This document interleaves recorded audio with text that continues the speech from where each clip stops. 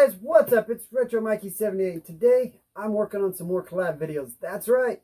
Today we got some very special guests on these videos. So we are gonna put this together, but remember, always make sure your power box is off. Never leave it on. That could be dangerous. Now, let's see why I work on this and see what I gotta do. Let's see what Lane Dead Retro Gamer has in store for us. Now, admittedly, I am not a huge scary movie or horror film fan that I was so many years ago. I have enough anxiety and enough stress in my everyday life that I don't need to watch a scary movie to amp it up any extra. However, if I was going to, I would watch one of my favorite horror franchises. And no, I'm not talking about Friday the 13th, Halloween, Freddy Krueger, Nightmare on Elm Street, none of that stuff. Nope, I'm talking about Pulse. Released in 2006, Pulse was a flop. But there were two sequels that were released straight to DVD in 2008 that, surprise, were both flops. However, this is a remake of the 2001 Japanese horror film Cairo. Now this one is written by Wes Craven. That dude's a big hitter. So this one gets crapped on a lot, and a lot. And it doesn't have any huge actors or actresses in it. I mean, it has Kristen Bell, and that's just about it. But it has a plot where basically a buddy hacks into his other friend's computer and drops a virus on it, and it basically opens a portal for the dead. And so for me personally, of all the movies I've seen that are scary or horror films, this movie here just absolutely creeps me out. It absolutely freaks me out. It absolutely makes my hair stand up on my skin. It's ridiculously terrifying. I don't know what it is about it, but it's just something about these creepy looking dudes, and oh, good night. Absolutely terrible sequels, but I really think this one gets crapped on way too much, especially to be written by Wes Craven himself. It's going to be scary, and just the whole way technology is, and that there's signals and waves everywhere, that we can open a portal up to allow ghosts, so to speak, to just come in. And there's one scene in this movie, well, there's a lot of scenes, but there's one specific scene in this movie where this ghost is trying to get through a printer. And it sounds crazy, but he's sending out these images to this printer, and it's just printing and printing. It's printing these pictures of this ghost. And she goes over there and she finally, unplugs it, and it still keeps printing, and it's absolutely crazy. When she takes all the pictures out and she lays them all on the floor, it's this huge face of this ghost that is stalking her. It is absolutely creepy. Creeps me out. Still to this day, I have a hard time with this one. But if you want to check out a horror franchise that's not going to be top notch, I definitely recommend checking out Pulse. Released in 2006, directed by Wes Craven himself. Wow, Pulse! That was a great addition. I've really got to check out those movies. I think I've seen the first one. I can't really remember. And I do know that if I've seen that, I've probably watched most of the second one. But I'm going to go back and check out that franchise. But here we go. We're going to get into the next set here. We'll see who got... What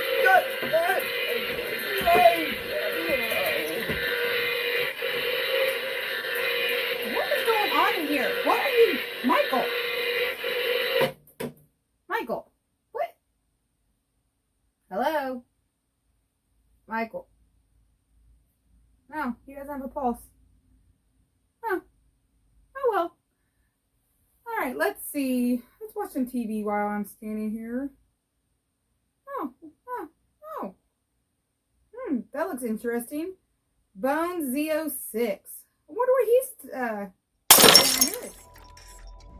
How's it going, everybody? Bones06 here, coming at you with a game suggestion for the Halloween holiday season coming up. My choice of game is going to be The Impatient for the PlayStation VR. This game not too bad. It's a good playthrough. I've played through it 2 times now. One key thing with this game is there seems to be a little more replayability, at least for the most part. There is choices, but they call it a butterfly effect throughout the game, that certain ones you make will deviate one way or another through the storyline. I'm not sure 100% if you always end up at the same spot, because the second time I played it, I played solo, but the first time I played through the game, I played the first half and a buddy played the second half. The TV does not show you what the VR headset is actually showing you, because I had a friend over, watched me play through the whole by myself, and he said that he didn't see half the stuff that I was actually seeing.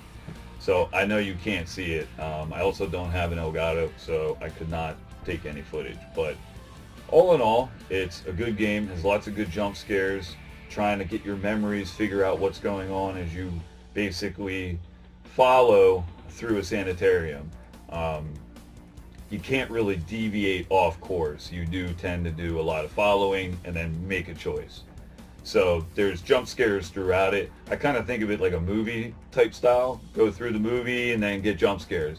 So I am going to play through it again. I want to see if the endings do change and how much you deviate from one spot to the next, really. All in all, I give it, I'd say an 8 out of 10 as far as got me jumped a few times, and I was, like I said, I was cursing up a storm. It's one of those things. Gotta love VR. I also didn't have any motion sickness with it, so that's definitely another plus. If you do get motion sickness, you might not be able to play it, but all in all, I think this is a good suggestion for this year's Halloween to play. Have a great Halloween, everybody.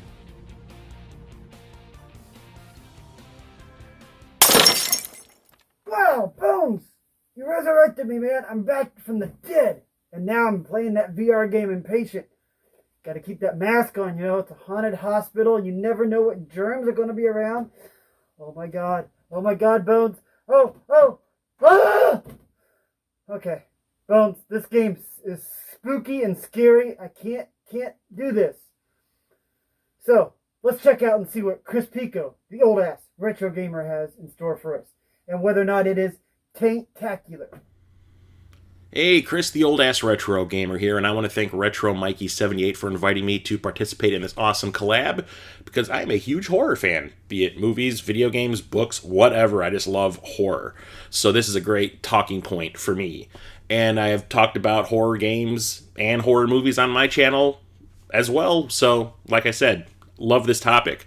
So a horror game that I think is fantastic for Halloween is Master of Darkness on the Sega Master System. This is a European and I do believe Japanese exclusive. We never got this game over here in the US. Well, we did, but not on the Master System. We got Vampire Master of Darkness on the Game Gear, which is a pretty fantastic port of this pretty fantastic game.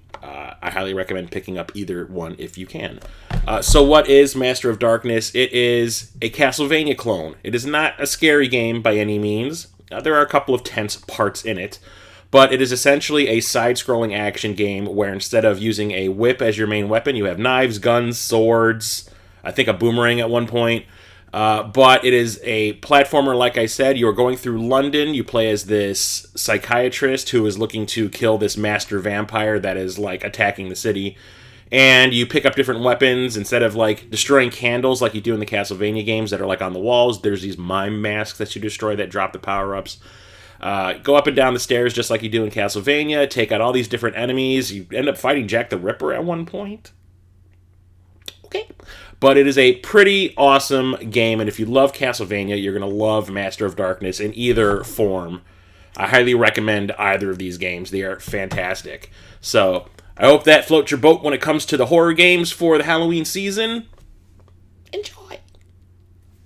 Chris, what did you do? Oh my god, you talked about a game called Master of Darkness, and now there's no lights! Oh my god!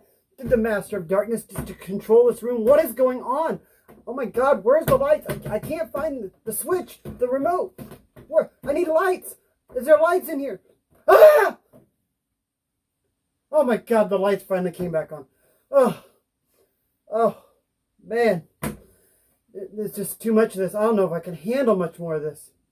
Hi guys. I'm going to get into what I'm doing for this segment. I'm going to talk about the Puppet Master series. A little shaky here still. Getting scared. Lights going out. Getting electrocuted. Going through a haunted hospital. I don't know how much more I can take. But folks, you guys have got to check out the Puppet Master series. I'm not sure on exactly how many movies there are. I think there's either... This set here has 9 on them. I know there's a 10th one, Puppet Master versus Demonic Toys, and also know that there's a newer one out, and that there's one more I don't have on this. So I think there's a total of 12 Puppet Masters. But yeah, on this here, the back of it, I've got Puppet Master 1 and 2. 3 is a prequel. 4 and 5 are kind of coexist. They do together. It's kind of an action-oriented horror movie. Curse the Puppet Master. Decent movie. Retro Puppet Master is actually one I don't care for. Puppet Master, The Legacy is an okay B movie. And then I think there's Access of Evil, and then there's another one, Access of something. But part 9 and 10 coexist. Like I said, there's a Puppet Master versus Demonic Toys. That one stars Corey Feldman. And then there's a newer one. I've got it digitally on Vudu. I don't remember what the title is. I'll have it up on the screen. But yeah, Puppet Master is one of my favorite franchises. So, I want to give a big shout out to the Lame Dad Retro Gamer, Bones06, and Chris Pico, the old ass retro gamer. Guys, thank you for doing this collab. It was fun. It was great. We got some more guests coming up next Friday. So everybody stay tuned for that. I hope you guys all tune in for it. And hey, these have been a blast. I might start doing them every year. Been Retro Mikey 78. See you guys later.